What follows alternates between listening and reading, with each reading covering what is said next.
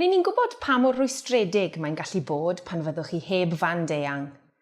Dydy disgwyl yn rhy hir i gael trwsio nam neu i wasanaeth gael ei osod ddim yn dderbyniol. Os bydd hyn yn digwydd i chi, rydyn ni'n credu y dylai eich darparwr telegyfathrebiadau dal i iawndal i chi. A ddylech chi ddim gorfod mynd drwy'r felyn i'w gael. Felly mae Ofcom wedi amlinellu cynlluniau i wneud yn siŵr bod darparwyr band eang a llinell sefydlog yn talu allan yn awtomatig pan fydd pethau'n mynd o chwith.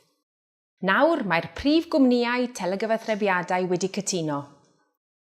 Mae hyn yn golygu y bydd miliynau o gwsmeriaid band eang a llinell sefydlog yn cael arian yn ôl, pan nad yw problem yn cael ei datrys yn ddigon cyflym, pan nad yw peiriannydd yn troi i fyny, neu pan nad yw gwasanaeth newydd yn barod ar amser.